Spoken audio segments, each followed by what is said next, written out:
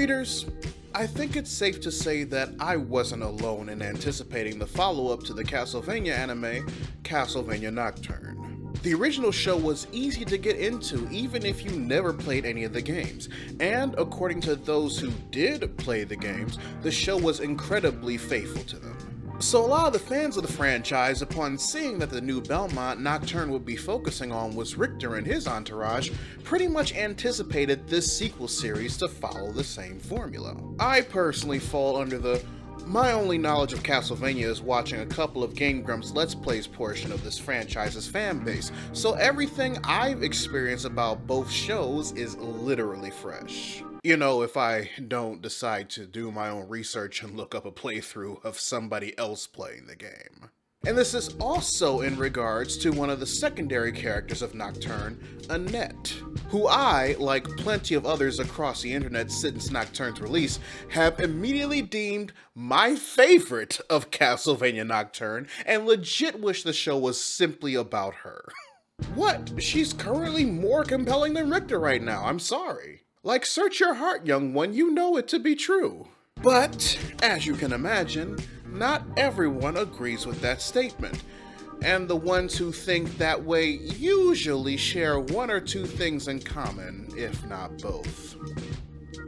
I'll let you figure out what those are. They're not really that hard to figure out. Unfortunately, I came to this realization after I decided to ask the immediate question, which was, damn, what does version of Annette do to make these white folks so mad? The answer, despite being made to be 10 times better than how she was ever portrayed in the video games, was exist. Blackly. And I want to go over why she does, and why she's better because of it. Let's begin.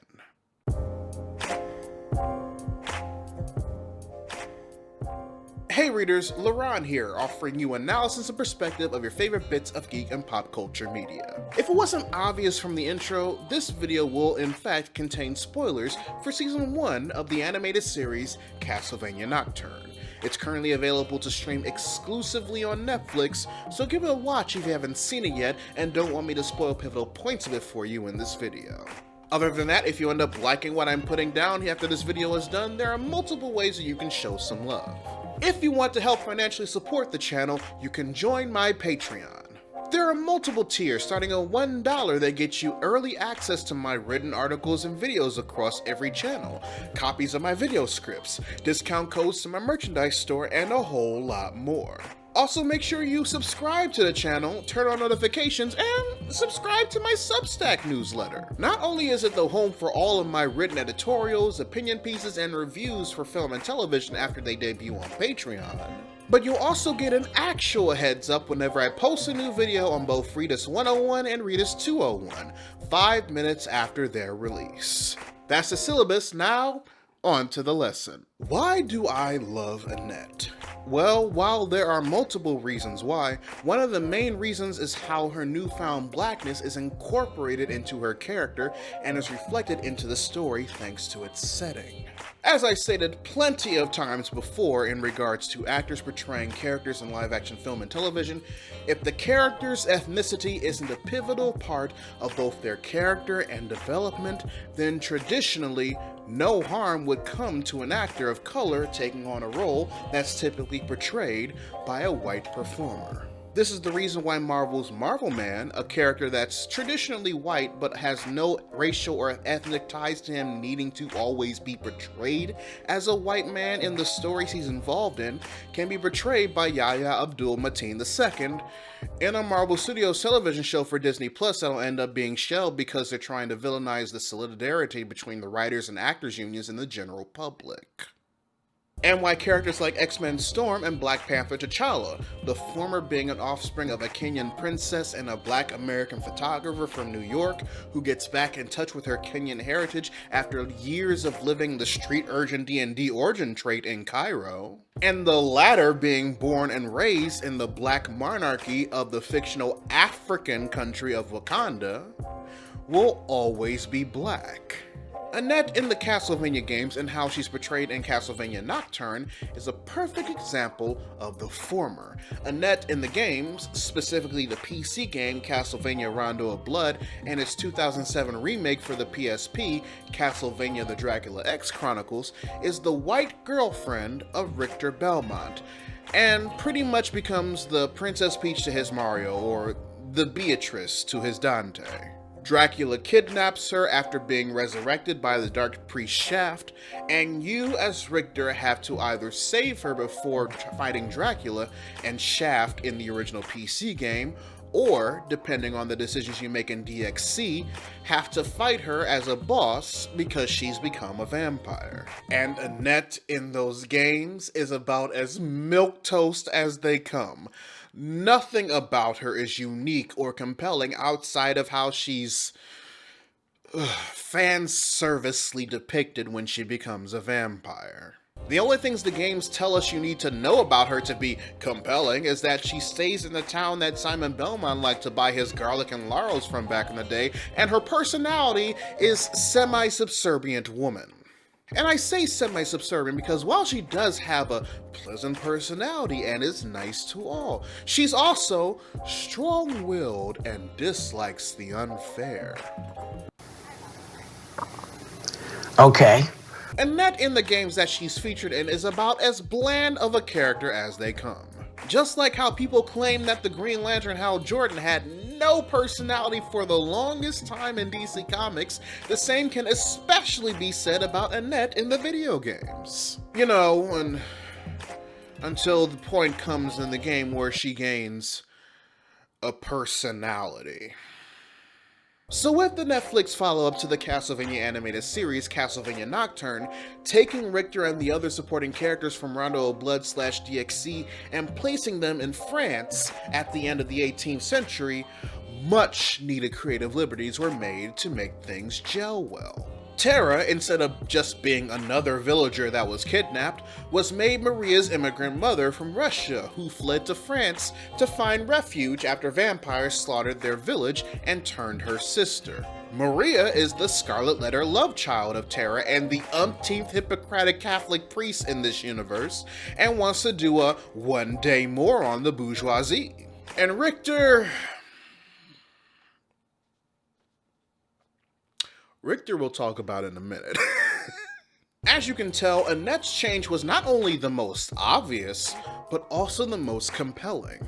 Because the series takes place in France in 1792, a time where France was just as invested in the transatlantic slave trade as everyone else, Annette was changed to be an escaped slave from the French-occupied side of Saint-Dominique right before the sparks of the Haitian Revolution began to kindle, and 11 years before the nation of Haiti was formed with the French's withdrawal from the island. Both her mother and her father were able to find ways to keep their family's connection to their West African spiritualism intact through the likes of wards and chants turned into lullabies. This hits a bit close to home for those of us who were descendants of those who were forced into the transatlantic slave trade, because for a good amount of us, anything about our spiritual practices were robbed from us when the indoctrination of Catholicism and Christianity was placed on them here in America, causing us to form a rather traumatic Stockholm Syndrome-like relationship with the religion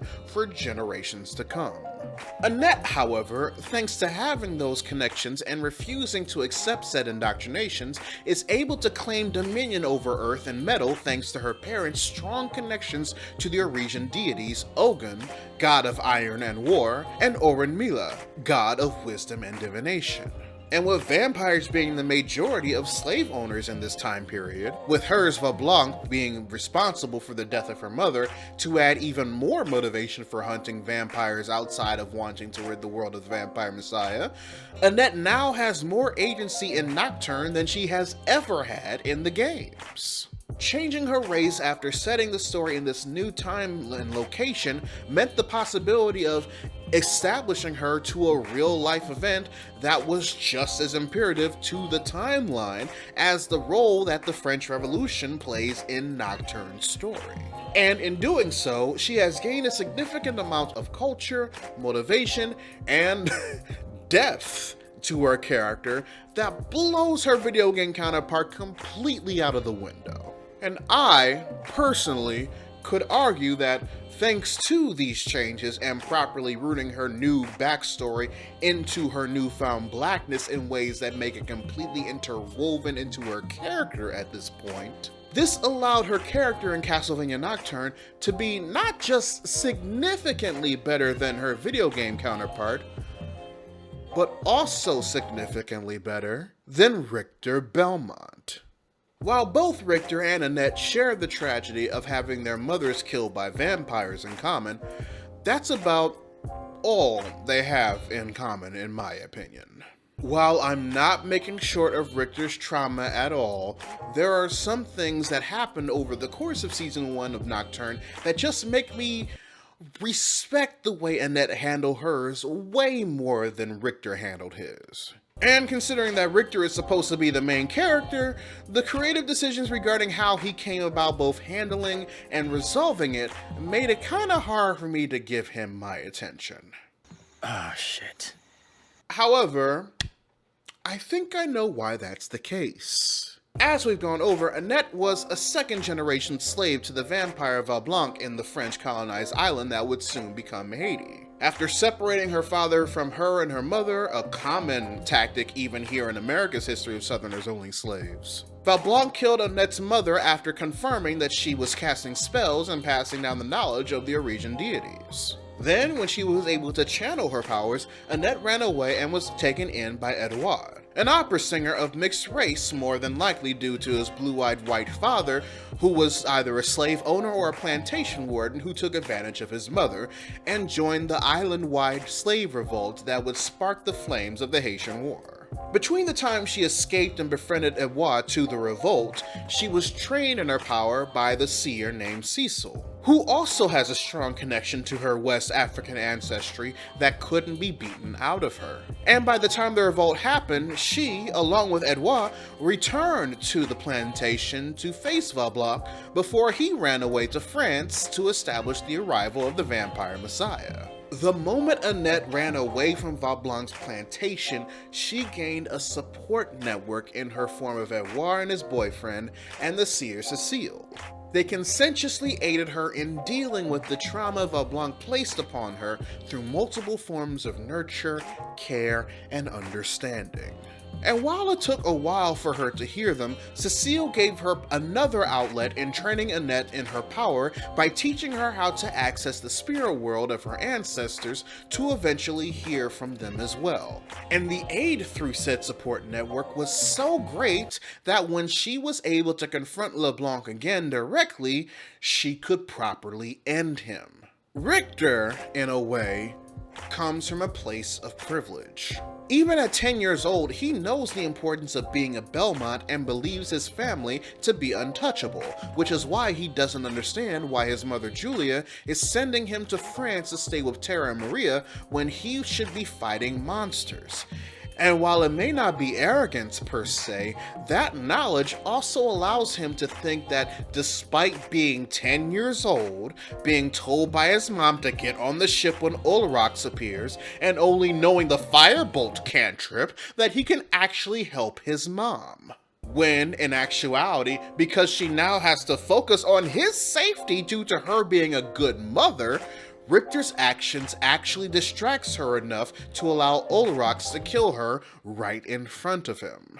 The trauma placed upon him after Olrox pulls a Beatrix Kiddo to his Nakia Bell causes him to not use magic over the course of the 9 years he stays with Tara and Maria. And I mean that analogy literally. It basically might as well have played out exactly like this in the show. When you grow up, if you still feel raw about it, I'll be waiting.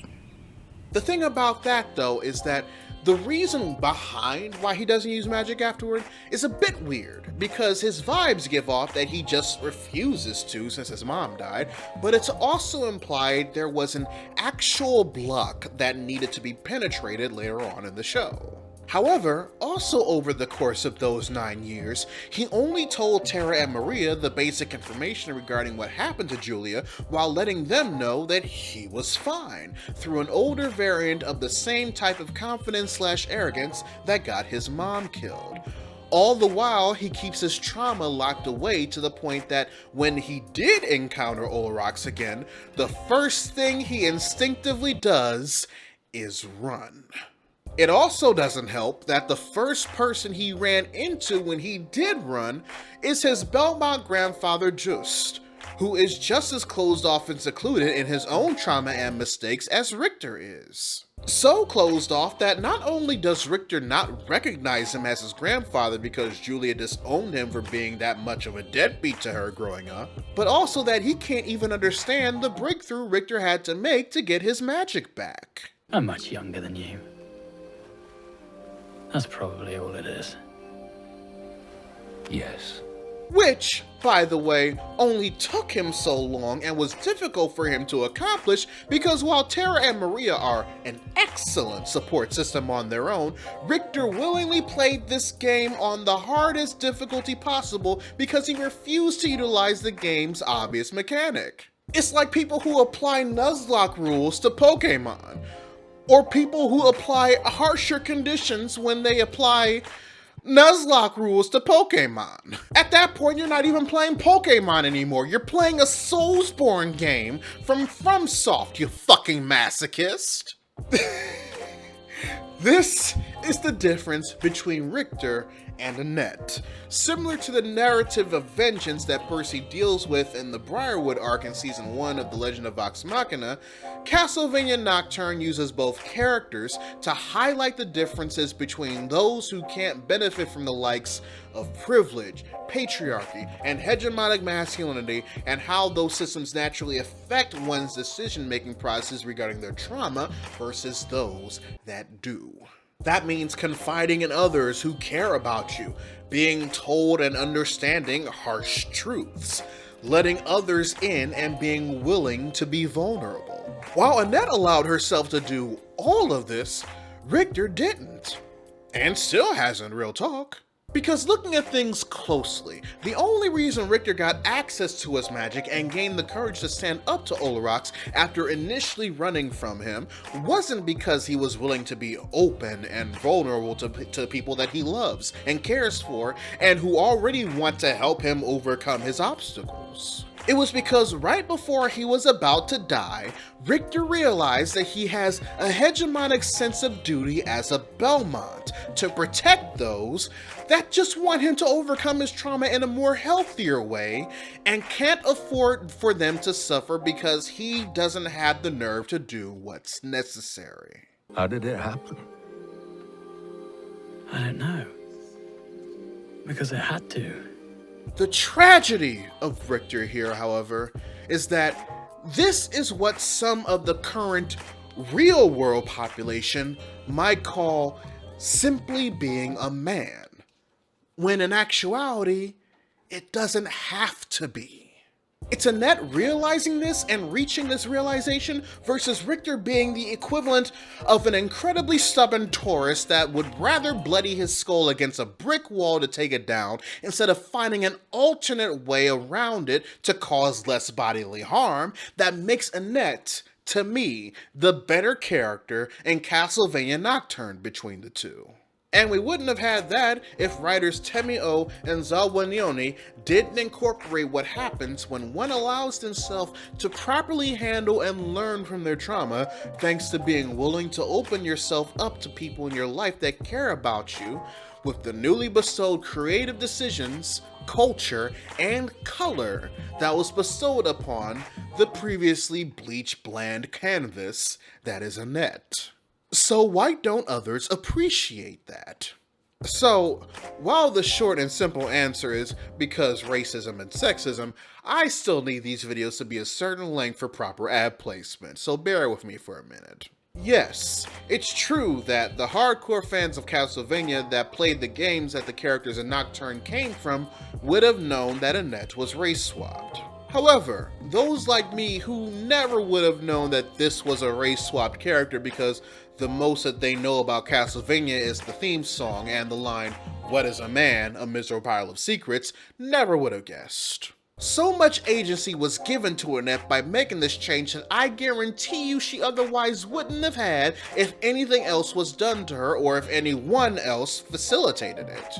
And it's this fact that those who are upset about not only Annette's change, but the presence of black and brown faces in this series are upset in the first place. Whether they are historically accurate or lived for hundreds of years because anyone can be the fictional fucking species of vampires. Not only is Annette black now, but she's black with a healthy support network of her own before Richter ever came into the picture. She's black and surrounded by people who both know what she's gone through and know that the broken bone that is trauma has to be properly settled back in its natural place before the healing can truly start, lest it won't refortify itself properly because the alignment has been off ever since the bone was broken in the first place.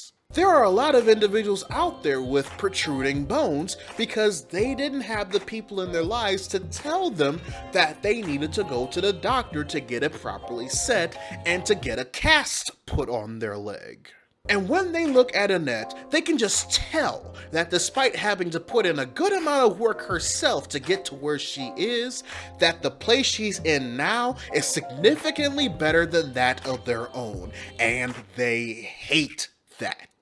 So they resort to the blatantly coded and truly tired racist and sexist points, like how they should have just made an original character instead of race swapping Annette, or use the discussion points that we as black Americans have used since the movie 12 Years a Slave came out about how a good chunk of us are tired of slave stories and use that against us. Or that her getting her powers from actual gods paints her in Mary Sue territory for the same reasons that they did for Rey from the Star Wars sequel trilogy, without acknowledging that her parents and her grandparents and what they had to do to make sure that the connection was established with her in the first place. And we know that these arguments and points are always steeped in racism and especially sexism if the character is a woman, because every time something new comes up and these critiques are taken into consideration, they'll still look at the original black character that was born into nobility, utilizes the magic of the setting in ways that everybody else does, and is both just as susceptible to trauma and slow to fix it as everyone else, and go, not bad. But you know what this character needs? To be actually white. And here's the kicker.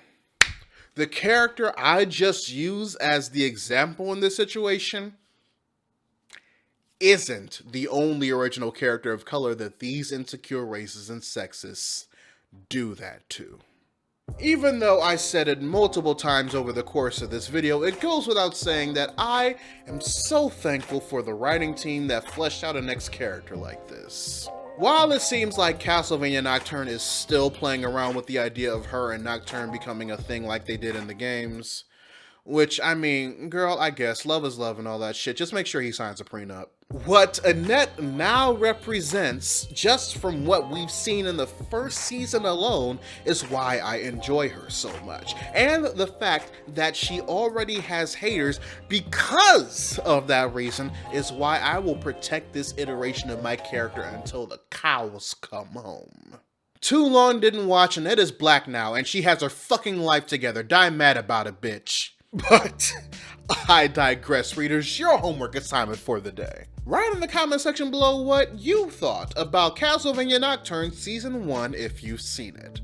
Or if you feel like sharing with the rest of the class a character featured in something that you watched and enjoyed that was made better because their origins, background, and culture was changed from how it was shifted in the source material. Bonus points if the changes actually made the Bleach Bros mad. Whichever question you decide to answer, I'd love to know your thoughts. A huge shout out to my patrons, both big and small, for helping make this channel possible. Make sure you check out the card at the end of the video to join, or click the link to it or any of my affiliates in the description box below. But until then, this is Readus 101. Class dismissed.